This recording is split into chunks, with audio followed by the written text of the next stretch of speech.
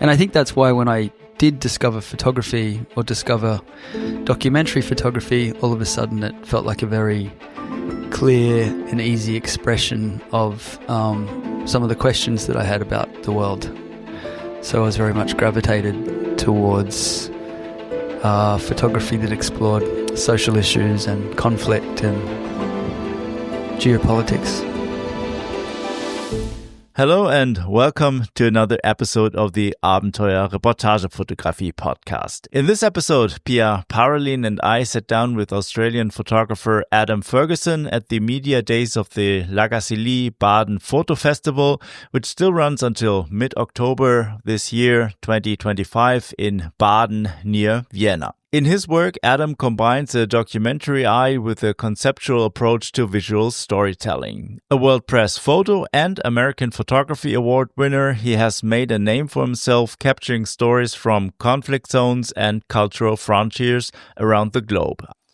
Our conversation centers on Big Sky, his decade-long exploration of Australia's interior. What began in 2013 as an attempt to move beyond the romantic clichés of the Outback grew into a complex portrait of rural life. Shrinking towns, enduring indigenous connections to land, and the pressing realities of climate change and globalization. Inspired in part by Richard Avedon's In the American West, Ferguson expanded the idea of portraiture to include landscapes and environments, weaving them into the lives of his subjects. Big Sky is both personal and political, a reflection on his own homeland and a meditation on the broader forces shaping identity and belonging in the 21st century. Adam's images have been published in prestigious media outlets such as the New York Times, National Geographic, and Time magazine. His work can also be explored directly via his own website at adamfergusonstudio.com. And one more note, although this podcast is generally in German, from time to time we published conversations in English with renowned photographers such as Martin Parr, Steve McCurry, or Brent Sturton. Check out the show notes in your podcast app for links to this episode and further information. And now, let's dive straight into our conversation with Adam Ferguson, recorded live at Lagassili Baden Photo. Enjoy! Well, hello, Adam. Good morning. Thank you very much for taking the time for this interview. It's a pleasure to be talking to you. My pleasure, Kai. Thanks for having me. Adam, you have a big exhibition here at the Baden Photo Festival, and it's always a great opportunity to meet many interesting photographers from around the world. This year, Australia is the focus of the festival. Before we get into your work and what you're showing here, let's go back a little bit. How did you originally get started in photography? I kind of fell into photography in my early 20s. I was a bit of a lost young man, and I met a photographer and had this crazy idea that I would be an extreme sports photographer. I was 20 years old, living in my hometown, and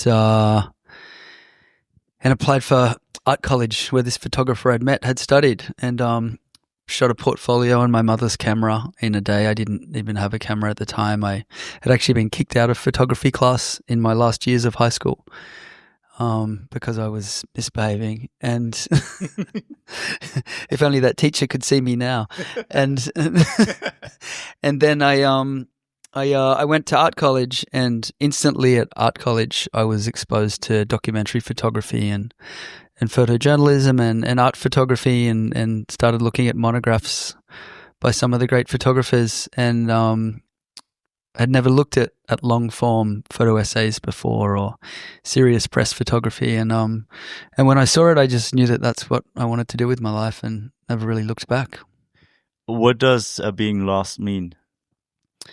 You know, I think I was a bit disillusioned with the state of the world. I had gone from a studious young kid who was school captain to like basically dropping out of high school and feeling a lot of, frustration and anger with the state of the world, the state of the environment. And I think that's why when I did discover photography or discover documentary photography, all of a sudden it felt like a very clear and easy expression of some of the questions that I had about the world. So I was very much gravitated towards photography that explored social issues and conflict and geopolitics. Photography is a wonderful medium to, well, discover the world and to kind of make sense of what you see, and ties into what you said, that this feeling of being lost and not knowing what direction to go into. What is it particularly about photography that you find so fascinating, that you picked it up as your tool to tell stories and to express yourself? I mean, there's other forms. There's video. There's writing, painting. Yeah, I really don't know how to answer that question. It was probably circumstantial, I think. It just that was the mode of storytelling that I stumbled across. And it wasn't painting, and it was I think I was intrigued by the idea of interacting with people and making pictures through that. The very first project that I did in my first semester of art college, my response to the world was to go out and make portraits of humans in situ in their environments, and everyone in the class responded completely differently. Like, some people went out and took fine art kind of detailed pictures and were much more conceptual, but I made portraits of real people, and I think I was the camera being this kind of tool to converse with people and collaborate with people, I found quite exciting as a storytelling technique. Mm-hmm. And the photographer that you got in contact with that opened up this world of photography for you, who was that, and what was it that you saw that ignited this?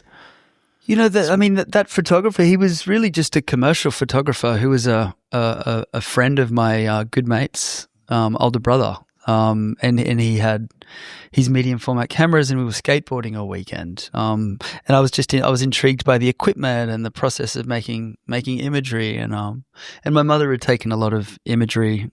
She always had cameras when I was a kid that I remember. So I think there was something that resonated. There was like a latent childhood experience in there around the camera. And so I felt drawn to that. But it was really towards the end of art college, when I started to engage with more serious photojournalists, that my world opened up as a photographer. And I had a lot of really great mentors, Gary Knight, Christopher Morris, Antonin Kratochvil. Yeah. And when you started to take portraits, what exactly did you look for in these portraits? Do you remember as a 20-year-old kid? Because it's sometimes difficult to take portraits. You have to really step in front of a person that you don't know. You have to open up. The person has to open up with you. What did you look for there? I think I was looking for a view behind the curtain, so to speak. I was trying to make portraits that you don't necessarily see, or I was trying to enter worlds that you don't see on a day-to-day basis. So as an art student, I was hanging out with homeless people on the streets of Brisbane in Australia, and I was making what felt like to me at the time quite intimate portraits of the places where they slept late at night. I spent time with nurses, car salesmen, builders, but I always kind of photographed them in a way that felt like it was transcending the obvious representation of who that individual was. And I think that's something that, for whatever reason, I've kind of carried into the portraiture that I'm perhaps showing here.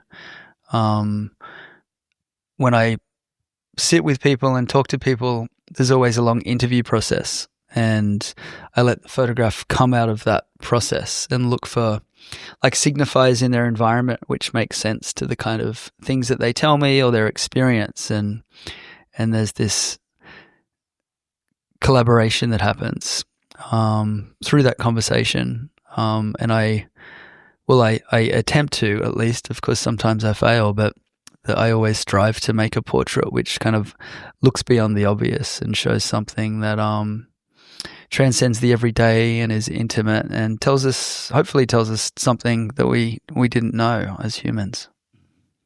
Yeah, and this implies that you really get into a conversation with a person, or do you also take pictures without asking the people, just unposed pictures where you think you understand the situation and then carry on, or do you always ask the person also what is really going on?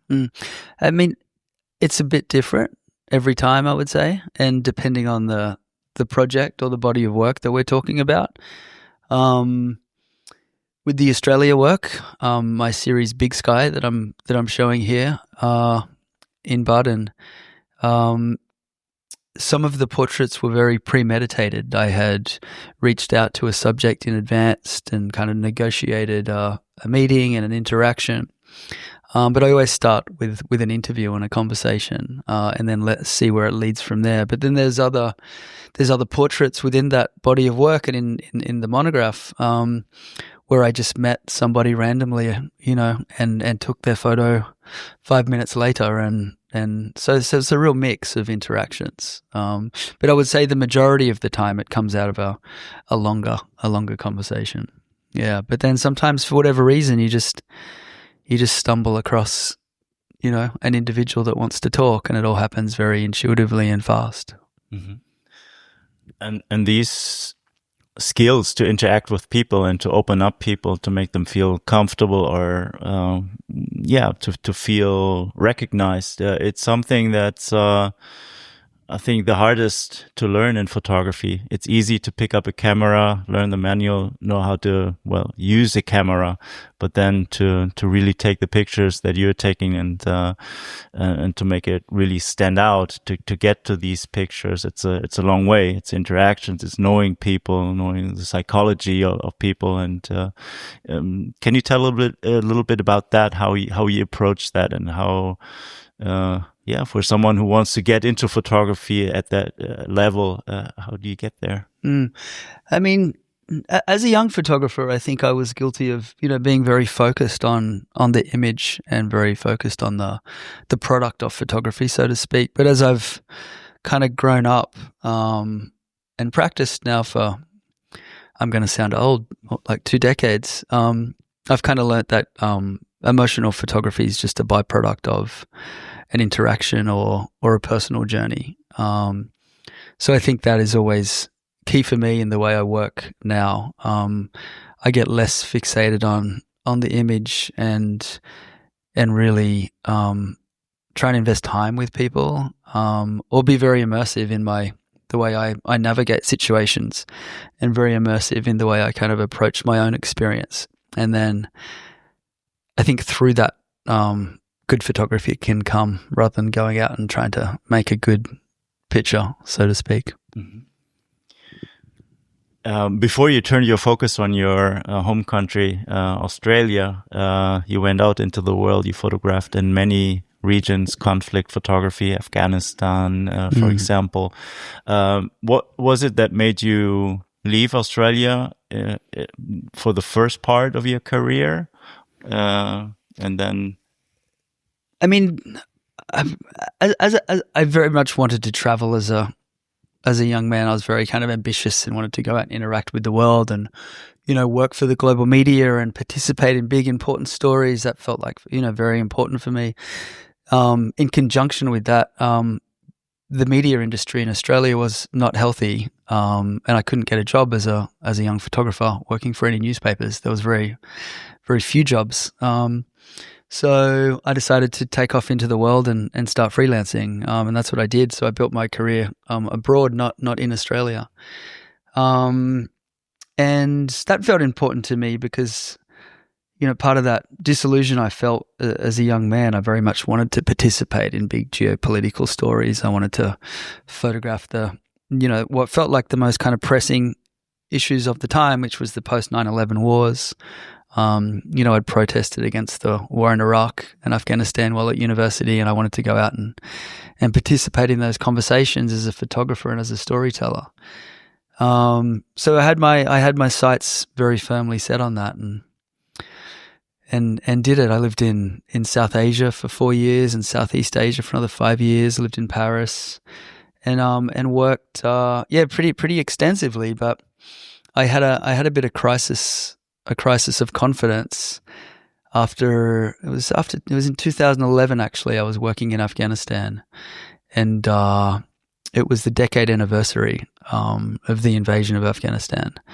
And I was in an ambush with US Army troops, and Sergeant Daniel Quintana, who I was with, he was shot, killed quite close to me, and I had this moment of just being like, what am I doing with my life? Like, what is, why am I rolling around in the mud on the Afghanistan-Pakistan border, risking my life for pictures? And I'd very much prescribed to the ideology that, pictures changed the course of the Vietnam War, and photojournalism makes a difference. And, while there's arguments for and against that, I definitely hit a point in my life where I felt a bit of an existential crisis, where I started to question the efficacy of conflict photography, and it felt like a lot of the images that I was making as a war photographer couldn't help but exist within a larger framework, which ultimately kind of validated the war in many ways. It was very hard to cover the insurgency, but the process of embedding meant that I, humanized the American soldiers immensely, but the enemy was never kind of humanized. So I started to have very conflicting emotions around my role as a photojournalist and what that meant and the impact I was having. And out of that crisis came the decision to move home and well, not move home, but to start a project at home. I'd worked for years through translators and in foreign contexts, and started to also question the colonial and colonial nature of the kind of storytelling that I was participating in. So it just felt like I did what every artist does when they have a crisis. They go and make work at home, I guess.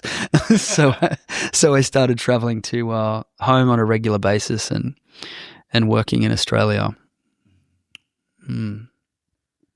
Yeah, I'm wondering. You have to put the photos that you take into a larger context, because you maybe, or many people maybe start with a specific vision of something, and they arrive in a place to take the photos, and maybe they don't really correspond to what the reality is, because we have such a pre-concept in our heads. This is what I guess happens to many people who are not journalists, but who just travel and take photos. So I wonder, how can someone avoid this? I mean, is it by reading a lot before, by talking to the people? How can you really be open-minded to what is really going on, what people really want to tell you, instead of just putting your own view on top of them? Well, I think it's important to be, aware and educated and well-read.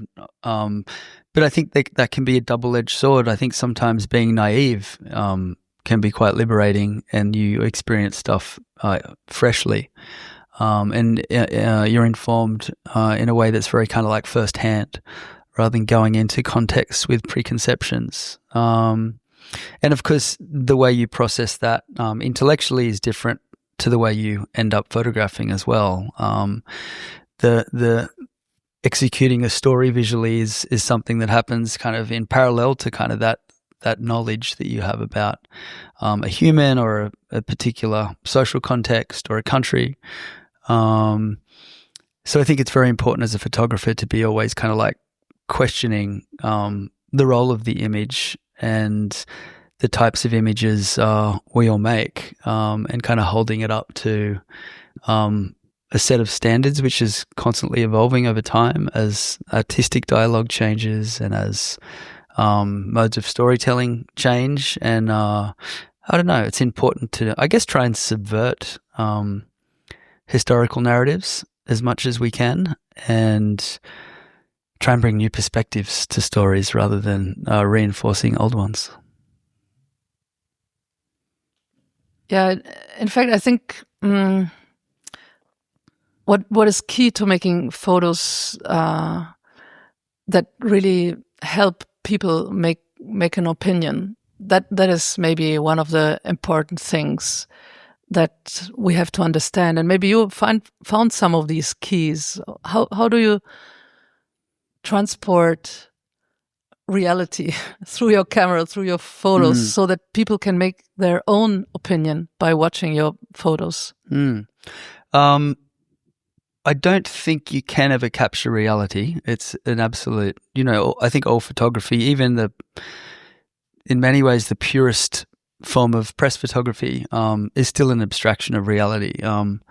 So I don't believe in any truth in photography. It's a very kind of complex, layered kind of visual conversation. I mean, a photographer makes an image, that person who is in the photograph has their own experience. The photographer has an experience. This image then lives in the world separate to the person in the picture and separate to the photographer, and then has its own life as an image. And then the audience brings their own experience to that picture. So it's this it's a organism, I guess, or an ecosystem of knowledge, which in many ways you don't have a lot of control of after you've put that image into the world. So, I mean, all you can do is attempt to make a statement that you believe in, and then the rest is up to the audience participation in that conversation. Mm-hmm. Mm-hmm. Maybe something that ties into that. What kind of responsibility do you feel towards the subjects you photograph? I mean, you bring your vision of the story, and you express that in your images, which might, in some cases, not have anything to do with how your subjects would tell their stories. Is that something you think about? Yeah, I've thought about that a lot, especially covering stories that are difficult for the individuals. Like, I've worked with migrants in Mexico and, groups of Yazidis in Iraq that have been kidnapped by ISIS, and Afghans. So, and you make one image, which is representative of a person, but of course their life is so much more layered and dimensional than that one picture. So that's something that has haunted me a little bit, I must say. Like, feeling like this single abstraction, and it's, in many ways photography can be inherently exploitive. You kind of, this one picture kind of is taken from somebody, and then that person lives on, and this image kind of, lives on, and sometimes those images become iconic. I'm not saying mine are iconic, but we can think of a lot of iconic images made by other photographers that they kind of live beyond the human in them, and they actually become a symbol for something else. They're not even about the person in the picture anymore. So I don't know if I've answered the question, but it's something that I've thought quite a lot about. Yeah, I made a project a couple of years ago, and in 2020 with migrants in Mexico. And I guess, I tell this story because I guess it comes out of the question you're asking me, which is a question I had for myself. What is the kind of the role of, I guess, the sitter? So I decided to let migrants make self-portraits in Mexico. And for me, that was a way of, trying to subvert my role as a documentary photographer. Instead of going in and gazing and extracting a picture, I wanted the people I was working with to participate in the act of documenting their own lives.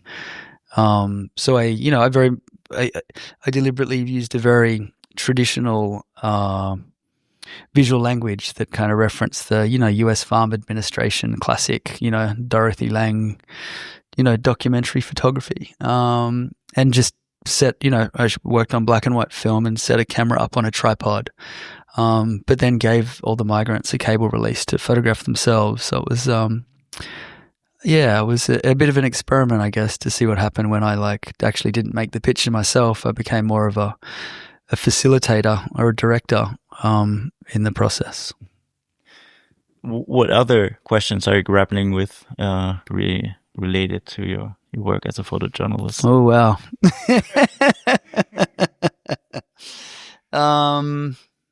I mean, in many ways, I'm at an interesting point in my career because I guess you would say I'm at a point in my career. I'm in my mid-40s and I've been working as a photographer for, 2 decades, mostly as a photojournalist.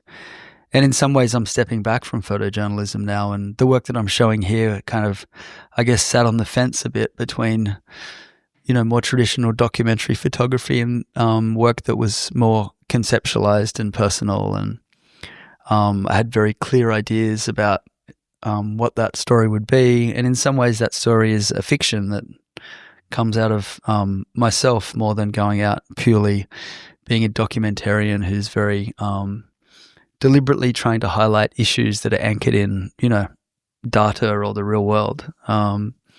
So, again, I'm not sure I've answered your question, but very much interested in making artwork that's conceptual now. And I think maybe that's just a symptom of growing up a bit too, like you, as a practitioner, you kind of change and it's important to try new things and evolve and move in different directions.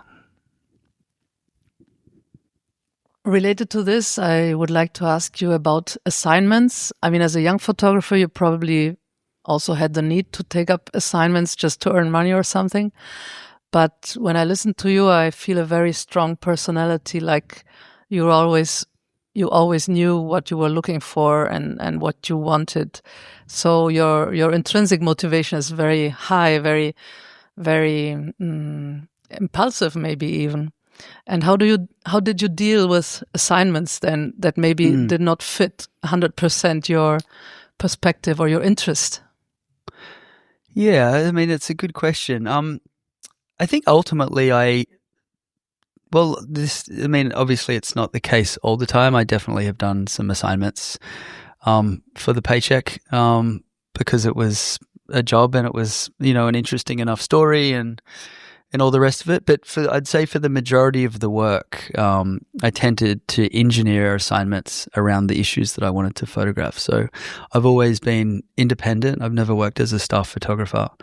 And, when I wanted to work in Afghanistan and cover that conflict, I traveled there myself and started working independently. And then I took assignments and I only really worked in that area for, the best part of 5 years.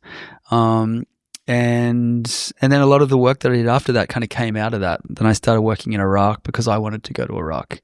I'd watched the whole, US military after 2010 kind of migrate to Afghanistan from Iraq and all the international press community migrate with it. And I was very curious to see what a country looked like after that kind of power vacuum had happened. So I started to work in Iraq when no one else was really working there and started to engineer assignments back there to keep that going. And then I did the same with my Australia work. I started that as a personal project.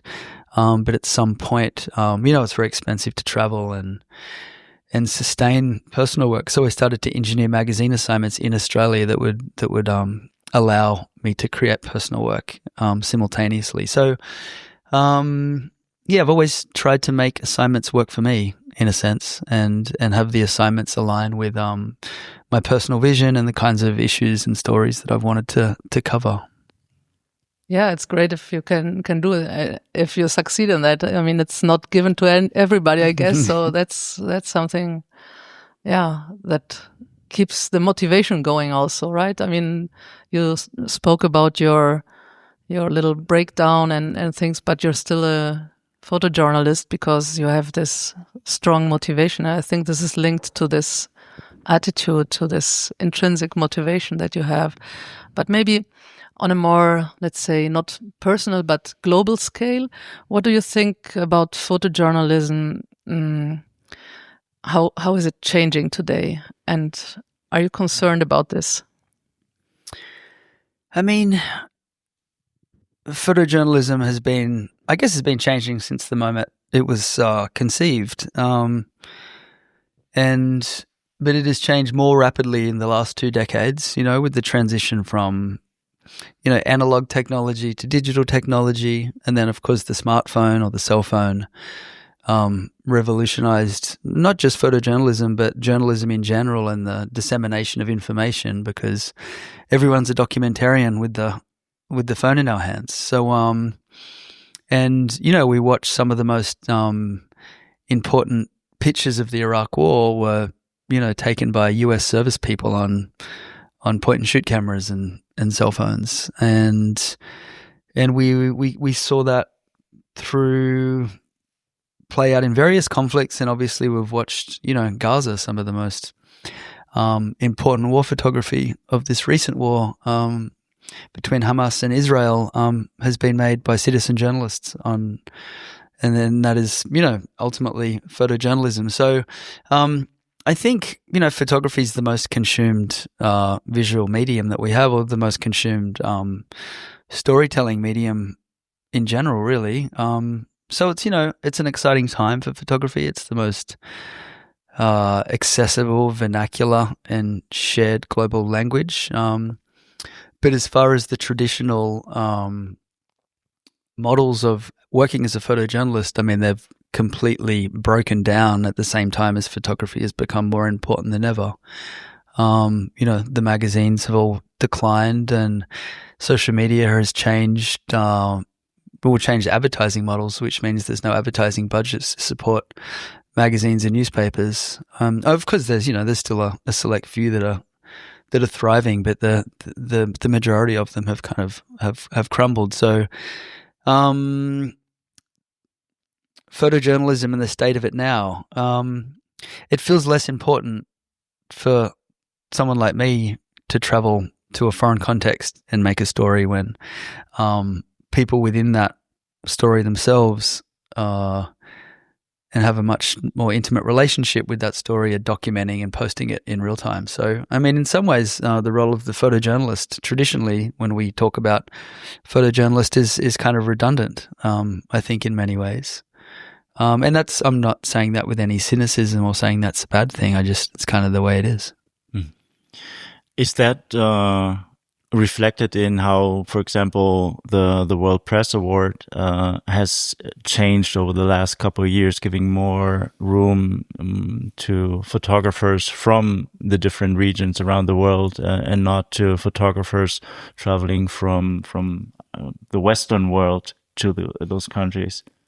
Yeah, I guess that is a reflection of that. There's like priority given to storytellers specific to regions, rather than, traditionally like, Anglo men, traveling on assignment for, the leading kind of European and American magazines. And I guess that's, it's exciting. I mean, photography has kind of been a tool of imperialism, from the very early days of colonization. And as much as we can idealize the notion that documenting, foreign cultures and is important, it can also keep those mechanisms of imperialism in place. So I think it's very important that local storytellers have the opportunity to make their own work. The pitfall is that a lot of them are educated on the pictures that have been made by white storytellers, and it'd be better if they were making pictures without ever having seen National Geographic. But maybe I shouldn't have said that out loud. But that brings us to your project here, a Big Sky, where also this narrative, the existing narrative of the Outback in Australia, the colonial history that ties into all that, and that you're very conscious of that and deliberately trying to move beyond that in your work. Yeah, that was the aim. I went, I started Big Sky kind of in response to my own story, in a sense. I spent the first few years of my life in a small country town, and my mother's grandparents were from a wheat and sheep farm. So I've very much grown up with this kind of like Anglo settler identity, which I didn't really consider, until I started returning to Australia and working on this project. But there's always been these kind of cliches around, the bush and the outback, and especially living abroad, watching like an American perception of Australia, Crocodile Dundee and these tropes and the way the outback is kind of romanticized in a sense. And this notion of the bush, this concept of the interior of the country, and it's very similar, I guess, to the notion of the American West in Australia. And it's romanticized politically in Australia as well. We hold our pastoralists, our farmers, very kind of dear to our hearts. And so when I started to work, I wanted to make a series of images which was an update of that narrative, like a contemporary portrait, if you like, something that wasn't cowboys and sunsets and heroism, but something that unpacked, I guess, the global trends affecting the interior of Australia and that landscape. And they're the same trends that are affecting rural communities all over the world: mechanization, climate change, centralization, and the place that is romanticized, these thriving farms and, roost shooters and pastoralism and, sheep and cattle and, has all been in kind of rapid decline in many ways. There's large parts of the outback that are in population decline and, big conglomerates buy the cattle stations, and there's not the community out there that there used to be. And of course, all this is on top of the inherent fact that, Australians are still living on stolen, unceded Aboriginal land. And I think, Australia as a nation is still processing and grappling that, such recent history. So part of the work is looking at that as well, this kind of post-colonial legacy and what that looks like on stolen land. A big part of the project was also engaging with Indigenous Australians, and spending time with them on country and hearing their stories and making portraits of Indigenous Australians. I really struggled, or not struggled, but, I had a big question on how I would approach that as a white photographer. Like, what business do I have as an Anglo settler going out making pictures on Aboriginal land? So I ended up really just asking for permission. That was it's always the most important thing, regardless of who you're spending time with. But I asked for permission, and then I sat and I waited, and I tried to, and this relates to what we're talking about before, I tried to drop all my preconceptions. And instead of going in kind of knowing what I wanted, I kind of sat and listened and let the people I spent time with kind of guide those interactions, and waited to be invited to places. And then I sent the images that I liked back to the communities for them to culturally sign off on the image and deem that they were culturally safe, and those individuals in those photographs were happy for those pictures to be used, which I didn't do with any of the Anglo-settler Australians or the non-Indigenous Australians in my book, of course. But that felt like an important part of the process, just to give people in the photographs a little bit of agency. And of course, Indigenous Australia is steeped in social issues and poverty and incarceration, and the statistics are incredibly alarming. But I also made the decision to only use portraits of Indigenous Australians where they felt dignified and proud, where they felt strong. And of course, I made pictures where people didn't look like that, but I didn't keep them in my edit. Somewhere I read in an interview that you were telling a story how you got invited to photograph Indigenous people. You went to a cultural ritual and wanted to photograph there, and everybody said no, and they didn't agree to be photographed. And then when someone asked you to take them with you on a ride, and you spend more than 600 miles driving back a family, and that opened the door for you to photograph them, and it's I think it's maybe you can tell the story behind that, but I think it reflects this huge amount of patience you need to get. I think you're perhaps referring to a portrait in the book by a Warrakerna elder by the name of Daisy Ward, and I travelled to Warburton in Western Australia, and it was secret men's business time. And what happens out in the desert in Pitjantjatjara country is that they still initiate the young coming of age men, the young boys, as part of their rite of passage. So the elders and the men, initiated men, will move through the different communities and gather all the men, all the young boys, and they will. It changes seasonally, and the location changes each year depending on, many things that are beyond my comprehension, to be honest. And they get to a place, and then they have the initiation ceremony.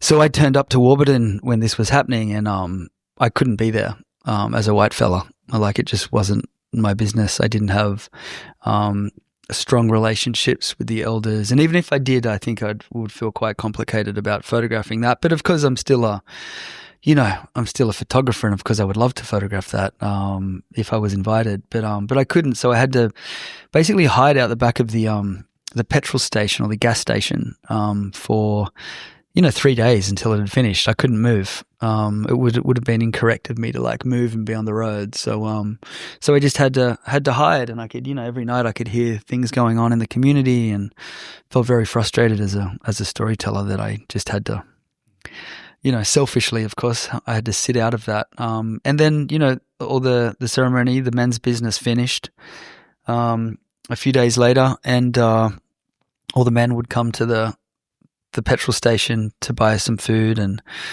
they all had faces painted with ochre. They all had these kind of red faces, and of course I wanted to take an image at the petrol station too. And I went to lift my camera at one point, actually, because I thought maybe it was okay. And one of the men just kind of looked at me and kind of motioned for me to put the camera down, so I didn't pick it back up. And I felt a bit defeated, and I was filling up the car with petrol and getting ready to hit the road, and then Daisy, this woman, approached me and asked me where I was driving to, and I said I was driving back into the Northern Territory, and she asked me for a lift. And I'd met her very briefly, about 300 kilometers away, a few weeks earlier. We'd had a quick interaction because I was doing a New York Times magazine, a New York Times newspaper assignment. And she'd come up to me and asked me what I was doing. And I was like, I'm taking photos for the New York Times. And she was like, I've been to New York. And she just kind of kept walking. And I didn't think much of it at the time. I kind of thought maybe she was joking. But she had been to New York for an Indigenous conference. And then after giving her a lift back to Warrakerna, I kind of realized that she was one of the most important female elders in that area, or the most important. And when I dropped her off, she was so grateful for the lift that she asked me to kind of stay. And she would show me her country, her birthplace, and tell me some stories, her dreaming stories about her land. So I stayed and spent the next few days with Daisy, and I guess a lot of the work that I made kind of comes out of that process of just surrendering to people that want to spend time with me and talk to me, and happy to share stuff. Yeah, that's wonderful. I mean, she understood your personality, so that she knew she could trust you. That's the most important thing about photography in the end, that people can trust you, right? I think it is. Yeah, I think it's really important to forge, I guess, sometimes immediate and quick rapport and trust with people. Yeah. I have a question that is maybe very European focused. I mean, you are in a difficult position from my point of view, because as you said, you are a white European descendant, but you are an Australian also. So from my perspective, I think, is it enough to change the name of Ayers Rock to Uluru and these things, or does the change to really leave this colonial perspective that dominates start when the local First Nation people get their own cameras and make their own reports? Yeah, I mean, there is First Nations artists working. Not enough, of course, but there is a few making work. And I mean, with the name changes, I made the decision in my monograph, Big Sky, to Indigenous place name everything and then put the European name afterwards. And, sometimes it feels a bit tokenistic, it feels a little contrived to do this. But I think it's better than not doing it because it's an important recognition, I think. And I think that process of recognition is like a first step in a direction, if you like, to giving agency back to people that have been marginalized and persecuted. This project, Big Sky, is a very long-term project, very complex, and takes a lot of time and patience. How much of how the project has evolved had you mapped out when you first got started, and how much has evolved along the way from the things that you'd learned? When I first started, I very much had Richard Avedon's In the American West as my reference point. I wanted to do a portrait survey of the Australian bush. But of course, Australia isn't America. And when I got out there and I started to make portraits, I was working in color film, but, I wasn't making compositions this similar to Avedon. I was very much trying to, do a color version of that, if you like, my own version of that. But I realized very quickly that it was very important to show the land. And that part of that story in Australia was about the landscape and the country and the human relationship to land, the Anglo-settler relationship to land and the Indigenous connection to country. So I started kind of pulling back instead of making tight portraits and positioning people in their environments to kind of show that space and that landscape and that very unique environment.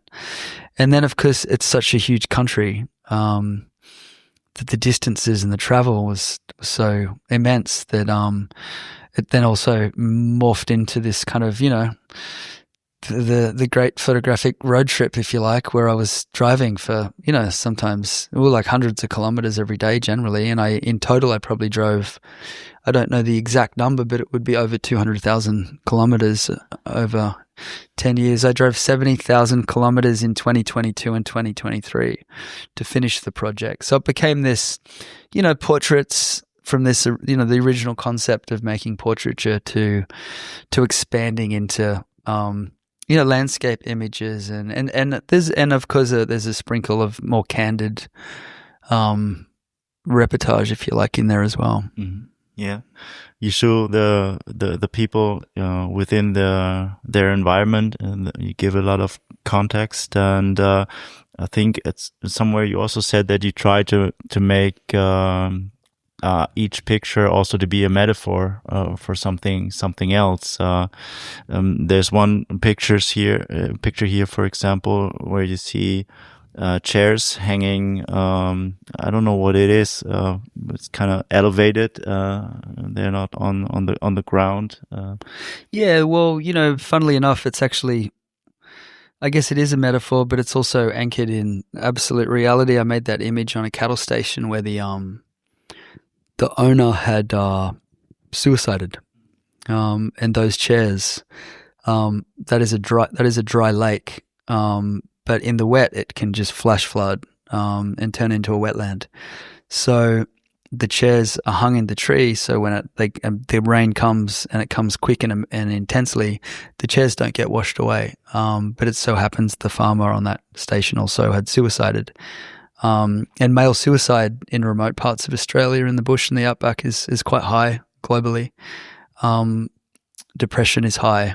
And so, the chairs, I guess, in my mind, are a metaphor for that farmer and that kind of mental health issue in the Outback. But, I guess I think the most interesting photography is often ambiguous. And I try my best to do that throughout the other photos, to make images which don't necessarily, say exactly what's happening, but they allude to phenomena or allude to a bigger issue. Did you have to leave your own country in order to really understand it? I think I did. Yeah, I think I had to come back as a foreigner to my own country, and I had so much distance and so much other experience that in many ways, after living overseas for 17 years, felt, a bit like an expat living in my own country when I returned. And I think that was important, for me at least, to give me perspective and I guess to see it like I couldn't if I'd stayed there. You already alluded to this point in Afghanistan, this existential crisis that led you, or that pushed you towards focusing on your country, and also all the time you spent abroad gave you perspective, and you couldn't have done this work without having been abroad. What other lessons were there that you learned that kind of enriched the work that you're doing now in your home country? I mean, I think just from a very basic craft perspective, I'd worked a lot. A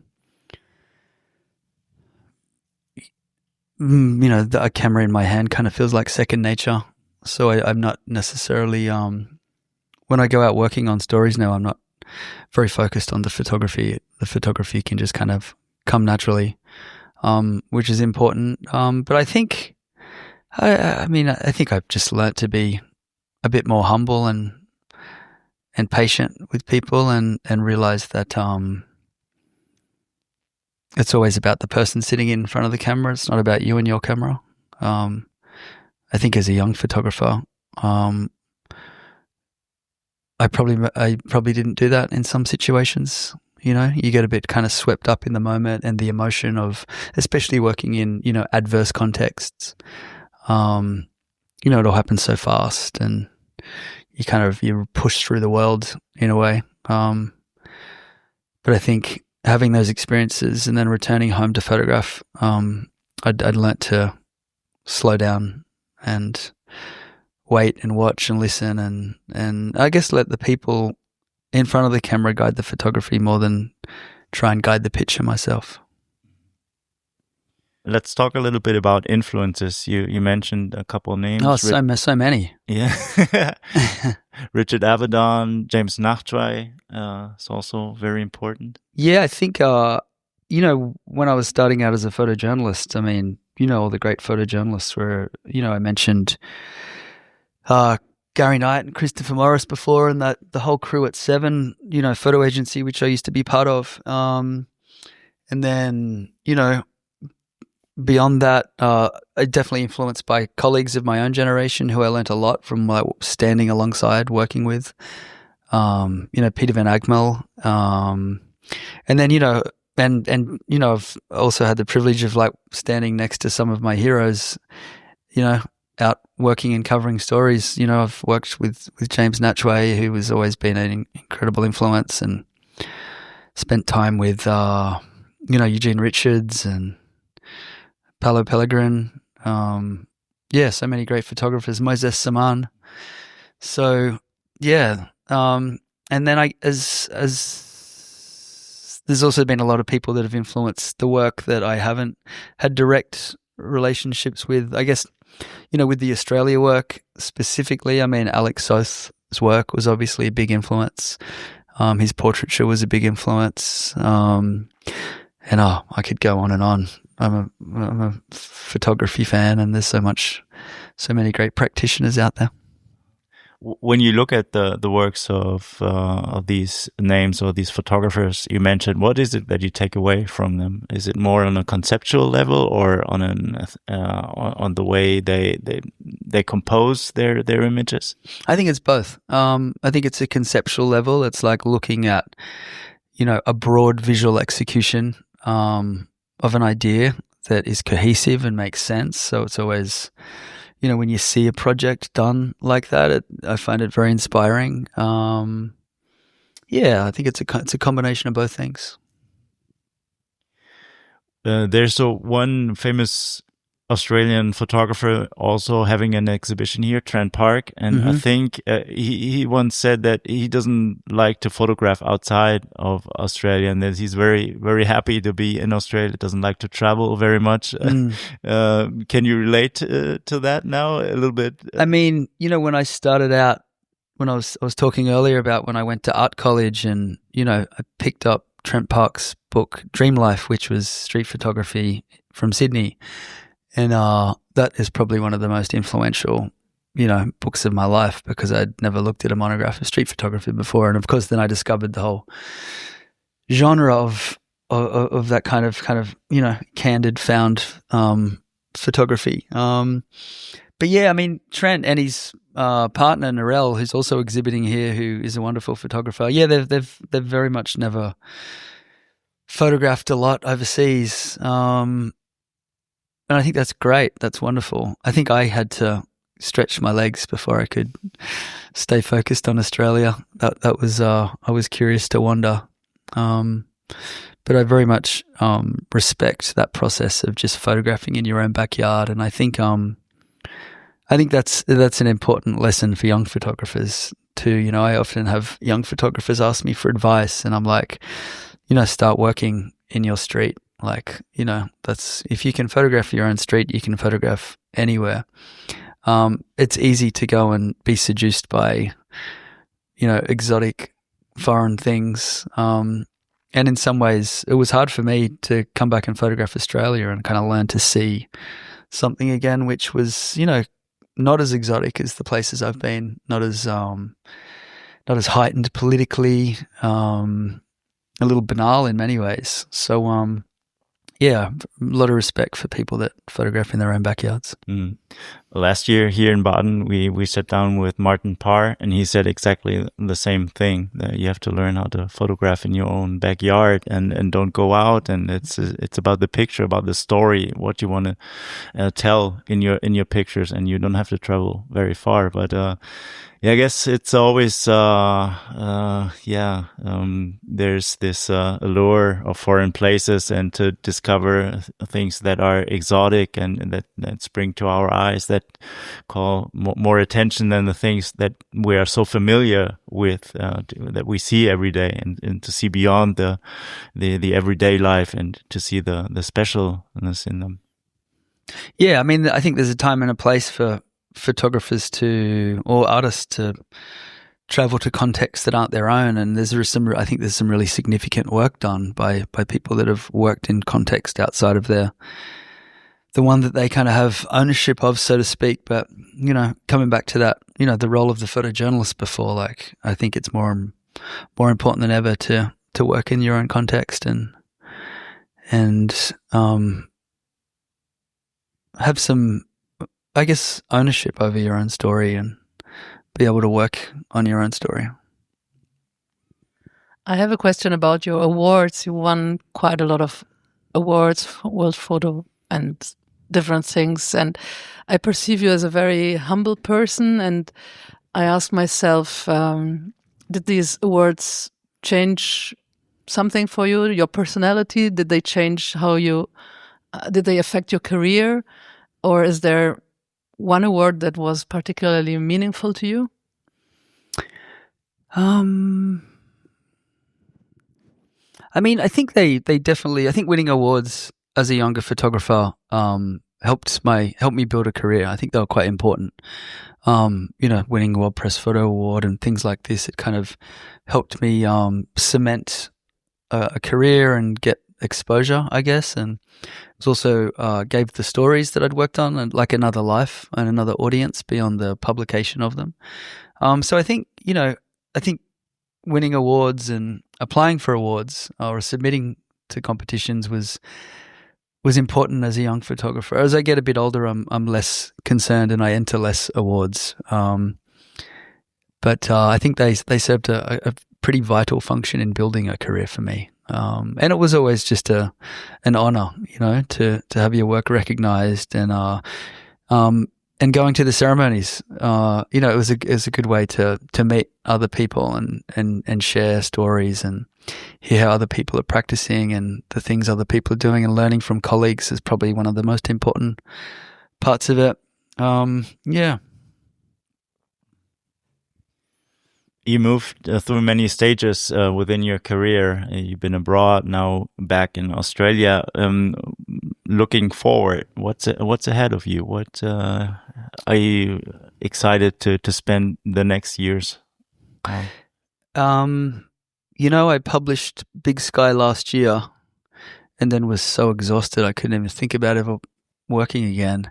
But I'm just hitting that point now where I'm like, I can feel my feet tapping a little bit on the floor. I'm like, there's something missing. I'm ready for my next project. And I got a few ideas. One in particular that I'm thinking I will start pursuing in August. But to answer your question, I'm going to keep photographing Australia.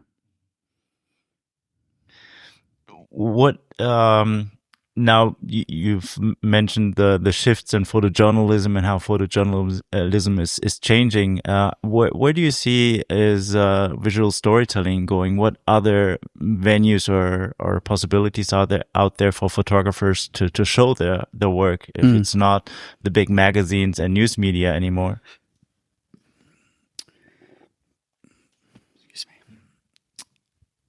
I mean, there's less and less avenues, I think, to show conventional photojournalism. And I also think that a younger audience doesn't respond to photojournalism like my generation does or our generation does. I think, digital natives that have grown up consuming imagery on their cell phones, they don't look at the landscape picture that we used to look at on a double page of a magazine, or, they see pictures vertically and they respond to video and motion more than they do stills. So I think as far as making meaningful storytelling, I think maybe photojournalism isn't the most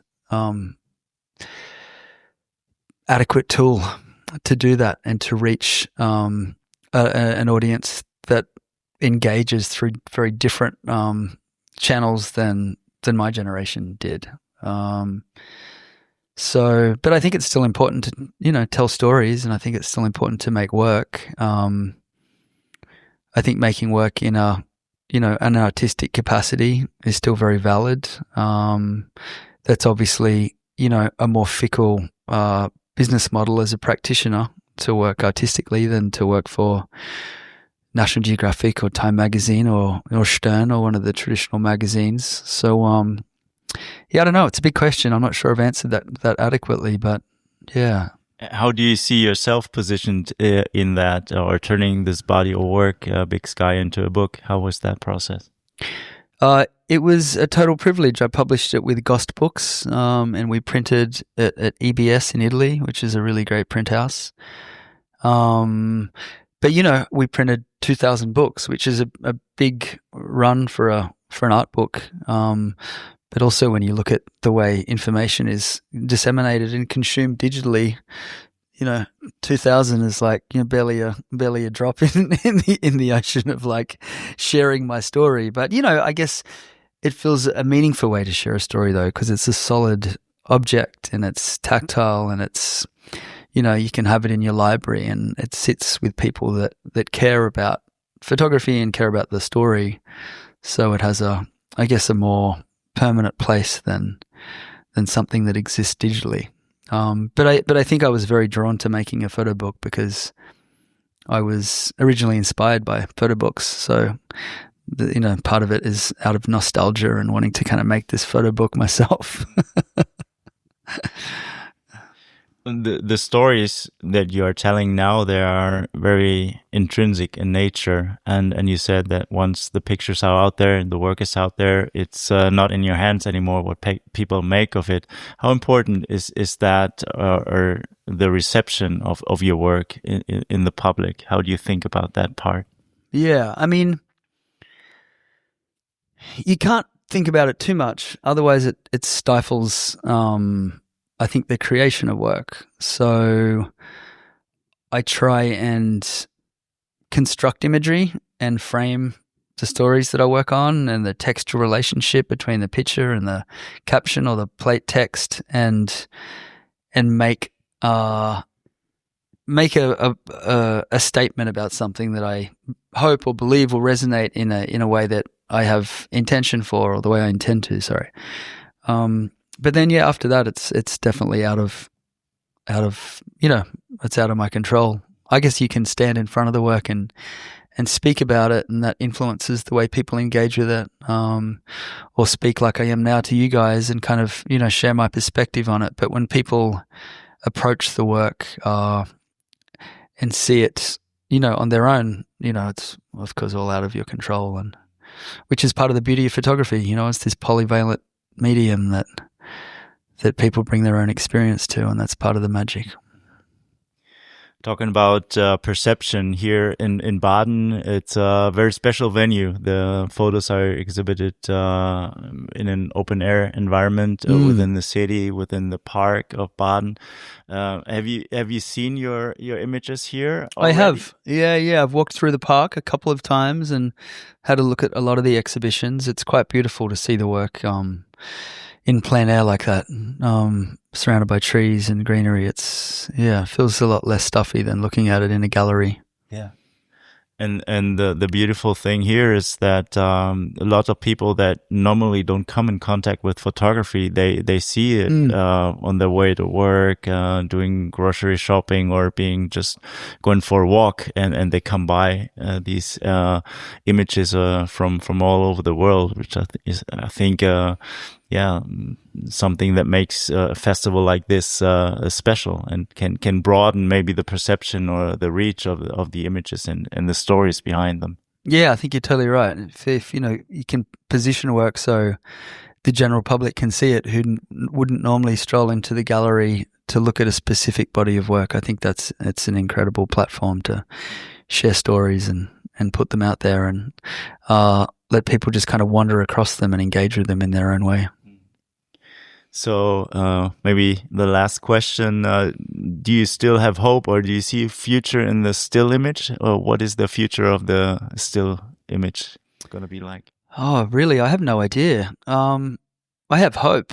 I think the still image will continue to exist. I think our interaction with it as documentation or fact is already, decades ago, kind of shifted. I think our understanding of photography shifted, maybe in the 50s. Yet somehow we still kind of think about the still image. It still has this kind of credence as like documentation or recording reality. Yet, we've known that it was never the case, that photography does that. It's like a subversion of reality and a abstraction of reality. But I think it's exciting. I think, I said before that photography is the most consumed medium of communication globally. It's universal. And more people take pictures now than ever. Each day the data of how many images are being captured on phones just keeps skyrocketing. So, the still image is more important than it's ever been.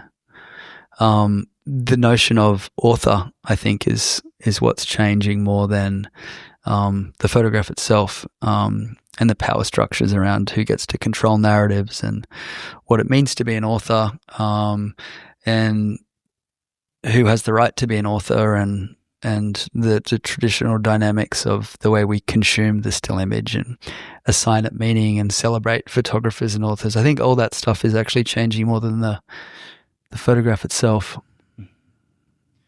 That's interesting. Let's stay with that. The authorship that you mentioned. What do you mean exactly by that? Well, I mean, when I say author, the person that makes the capture. But of course, and this is a whole other conversation we can talk for hours about. But of course, the elephant in the room of artificial intelligence, which is now, consumed, the global archive of photography and is trained on, everything that's been made before, and is now learning to create imagery, out of algorithmic programming. So, that's a whole nother mode of image creation. Yeah. Yeah. Yeah, you're right. That's a totally different topic, and maybe a good reason to do a follow-up on this to talk about artificial intelligence and how that is going to shape photography and the consumption of visual imagery. In some ways, it might validate it, because I think people as flawed as the concept is, people still like to believe in the notion of an image having integrity, and being a true rendering of something that existed in front of the camera or in front of the author. So I don't think artificial intelligence can ever compete with that. Yeah. Well, thank you very much, Adam. It's been a pleasure talking with you about photography, learning about your work, and getting a glimpse into your head and into your thinking about photography. Thank you very much. My pleasure. Thank you. Thank you very much. Thank you.